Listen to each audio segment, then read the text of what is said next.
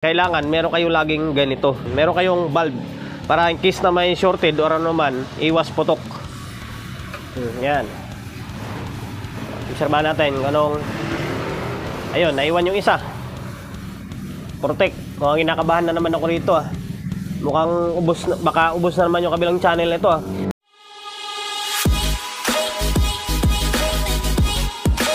Welcome to my vlog. For today's video, ito, sunod-sunod na Ace na LX20, LX10. Ito, nakaraan, kasama ko yung apprentice ko. Ayan dalawang LX10, markado na natin. Tapos itong Ace na, LX20, dalawang LX20, isang LX10. Ayan. Bali, sunod-sunod rin natin kasi 4 na unit ito. Ito, Ace ulit. Baka sabihin nila, isa lang yung content natin. Iba-iba yan, di ba? Ayan, bali pinadala to dito sa atin by Lalamove. Taga Bloomingtreet ang may-ari. Hindi ko alam kung anong probinsya. Basta galing Bloomingtreet daw itong unit na ito. Hindi ko pa nakausap yung may-ari nito. Pinalalamove lang. Bali 3 unit to. Ito 3-1 na equalizer. Tapos isa pa parang equalizer na luma rin yata. Kaya dinala to dito sa akin. Ay hindi ko alam kung anong issue. Kasi nga, hindi pa kami nakapag-uusap ni sir. Basta, nadala na lang dito. Shoutout sa may-ari nito. Maraming salamat sa pagkakatiwala ng unit nyo rito sa akin, sir, Tingnan muna natin bago natin banatan ito. Ito, naka-plug in na. Yan, kasi nga, hindi natin alam yung anong issue. Magkalaman na lang to kapag tinisting natin. Sa mga bago-baguhan na technician, kailangan meron kayong laging ganito. Yan, meron kayong valve para in case na may shorted or ano man, iwas putok. Yan. Obserbahan natin ganong, ayun, naiwan yung isa. Protect. Mukhang kinakabahan na naman ako rito mukhang ubos na, baka ubos na naman yung kabilang channel nito Ito, sunog yung board nito. Tapos yung isa dyan, sunog din yung board. Sana ito ay hindi. Yan namula yung mata niya mission natin for today's video kasi medyo masama mapakiramdam ko guys Akala nyo lang, tao lang din tayo, nagkakasakit din dahil lalo na bugbog tayo sa trabaho. Hinahabol ko kasi mga gawain ko bago ako umuwi. Kaya masama pakiramdam natin, sinisipon tayo, sakit yung ulo. Bago tayo simula sa pagre-repair, i-promotion muna tayo agad. Sa mga hindi pa nakapag-follow, paki-follow, and siyempre paki-share ng mga walang kwentang video natin sa my Facebook, yung YouTube channel. Kung hindi pa nakapag-subscribe, paki-subscribe, i-like, share, and siyempre pakita ang bell button sa gilid para updated ka sa mga video na i-upload ko. Nag-upload ako ng video 1 beses, 2 beses sa isang araw. Bira lang ako mag-mintis mag-upload ng video kada araw. Wala na natin ito. Bali, ito na lang yung kasama ko, yung pinsan ko rito. Siya na lang yung, pasukan ko na lang kung ano gagawin, babaklasin, papalitan, ganyan. Siya na lang yung, i-guide ko na lang siya. Pero pag troubleshoot, ako pa rin naman. Hindi naman tayo gano'n nagpo-full demo tutorial na kasi kabisado na ng viewer natin yung diskarte or pamamaraan natin sa pagre-repair ng Ace. Kasi lang namin ito para makita natin yung laman loob niya, kung ano yung nalagay ng board na nakaprotect. So ngayon, stay tuned lang kayo. Baklas na namin yung takip niya. And then, ito yung bumungad. Kahit papano, medyo malinis siya. Malinis to. Hindi katulad sa dalawang nauna natin na galing kay sir na taga Marinduque. Talagang bulok na bulok yung kanya Ito malinis. Tapos ito wala tayong nakitang sunog. Yan. Or natusta na board. Gagawin natin dito package. Kasi usapan naman lagi dito is yung package. Yung package na sinasabi ko is mag-add tayo ng power transistor, i-fix bias natin. Kasi yan lagi yung sani ng post ng pagpo-protect ng Ace. Yung trimmer na yan, ipifix bias natin yan. Bali mag-add dito, bali magiging 5 pairs. Ito magiging 5 pairs din ito. And then fix bias din natin yan siyempre. Mag-add tayo ng fuse dito. Medyo singot-singot tayo kasi sinisipon tayo Yan, mag-add tayo ng fuse. Yan yung package na lagi kong sinasabi kila ni sir. Kung ano man naman yung issue pa niyan, tulad yan, yung mga sira yung relay. Kadalasan sirain ng relay ng AC. Kasama na sa trabaho ko yan. Kasama na yan sa pagre-repair. Kung masira may mga control o ano man mga parts na dapat palitan is kasama na yan sa package na sinasabi ko. Repair and then yung mga pag-add ko ng mga parts. Ayun, bali babaklasin lang namin ito. And then Yun na, diretso pa sa dahan na tayo. Baklas na ng apprentice ko. Yan o. Apprentice tayo ngayon eh. May ilang linggo lang eh, marunong na to. Yan, baklas na.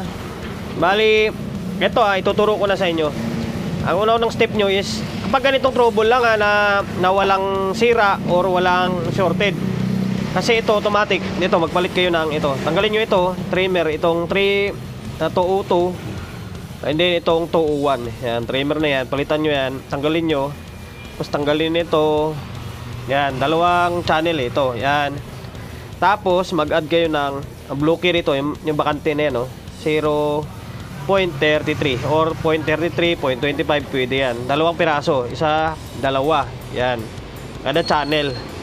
Tapos, yan lang. Palitan lang. Tapos saka mag-add ng power transistor. So ngayon, stay tuned lang kayo. Para pinapaliwanag ko lang sa inyo. Kasi ginaguide ko lang ito eh. Babaklasin lang ito. And then magpapalit tayo ng trimmer. Naka-fix bias na. Ayun. Ito, naka-fix bias na siya. Value niyan is 1.8 and then 220. 220 ohms ang ginagamit ko dyan. Tapos ito yung kabilang channel. Tapos nag-add na rin ng resistor. Wala tayong ganitong klaseng resistor eh. Ay ito lang yung pamalit natin. Kaya discarding technician lang. Tapos ang kulang na lang is yung output transistor nya. Ang isa pa, ito. Magtaka kayo bakit baliktad dito. Sinalangan ko na lang muna ng ibang transistor kasi ang hirap. Hindi namin mabaklas ito. Pinupukpok na namin eh, sobrang tigas. Kaya naiwan yung dalawa.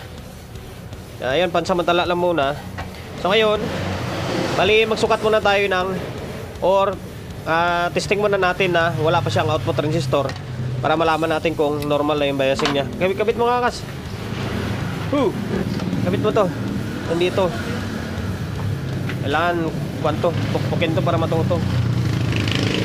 Ayan, dyan.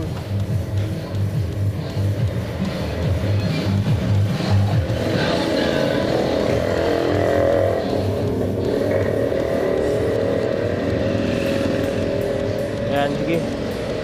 Ayan, tapos positive. Yung pula na yan, may positive din nakasulat.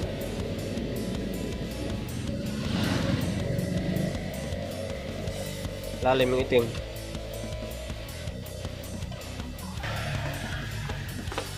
Ayan, pinopost-post ko lang yung video para hindi na umaba.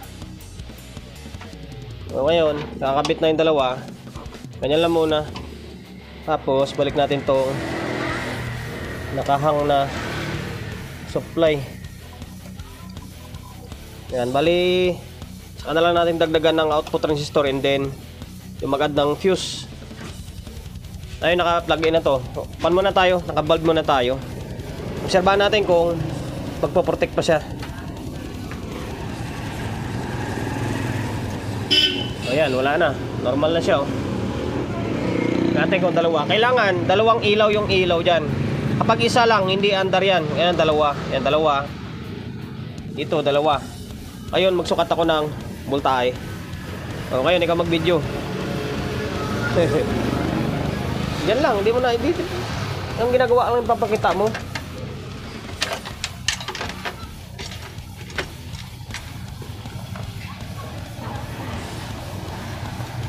Okay.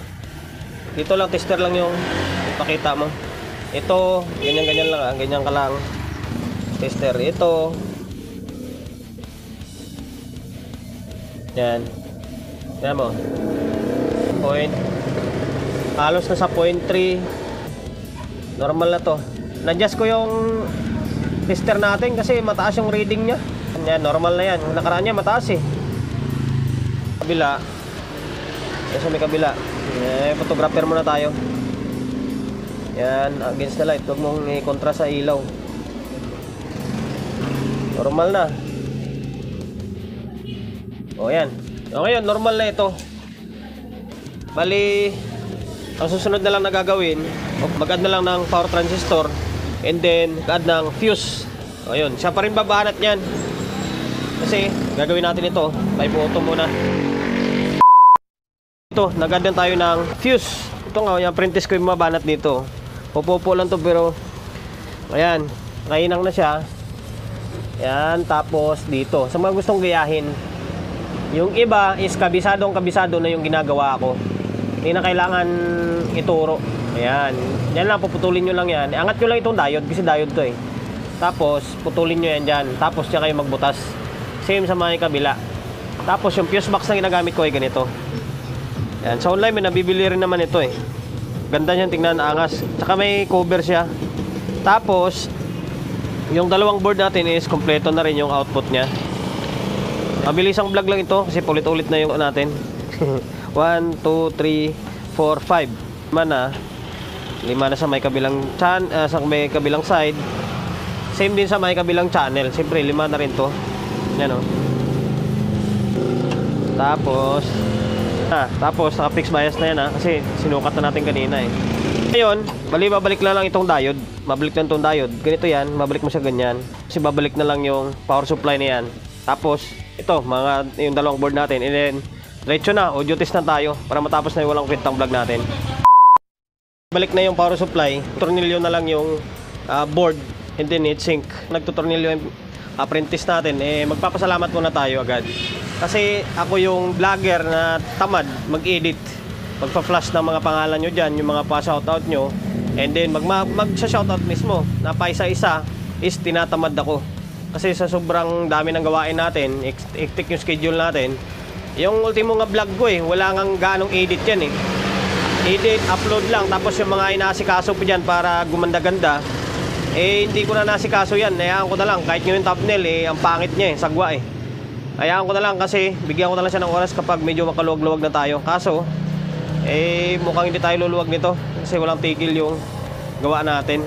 Basta maraming salamat sa mga sumusuporta sa atin, sa mga nanonood ng video natin araw-araw. Alam nyo na yun kung sino kayo. Kasi nga tamad talaga ako mag-plus basta pagpasensyaan na lang ako. Basta maraming salamat sa suporta. And then shoutout sa inyo kung saang lugar man kayo. Ulit ko maraming salamat.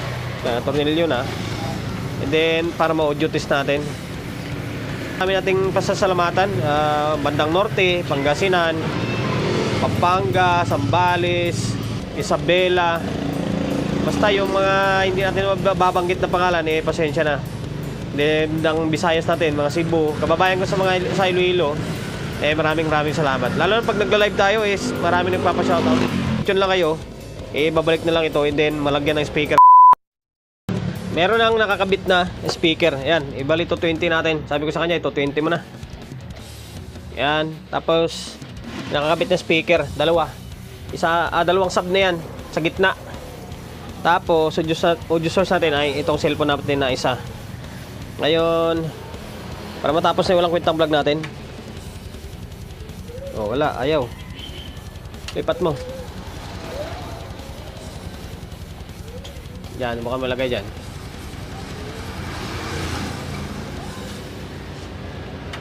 Yan. Normal na siya.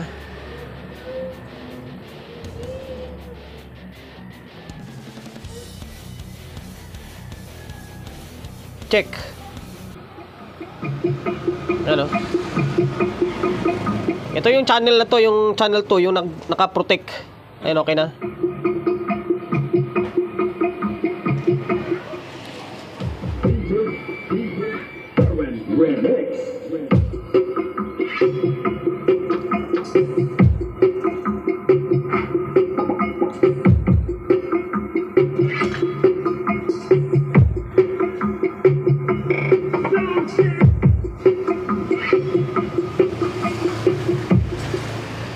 Okay na.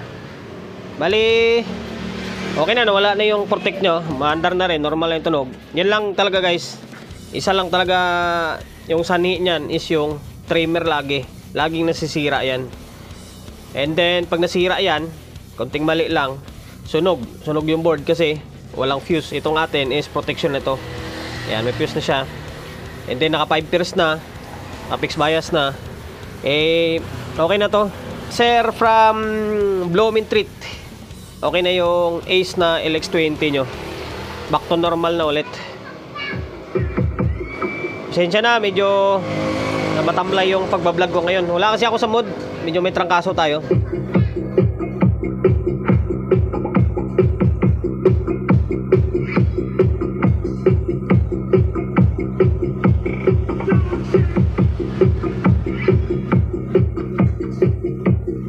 So yun lang, hanggang dito na lang. Bali, pang-apat na natin to. Yung dalawa na yon. Tapos itong LX10. Tapos ito, pang-apat na. Ano, meron pa ba dyan?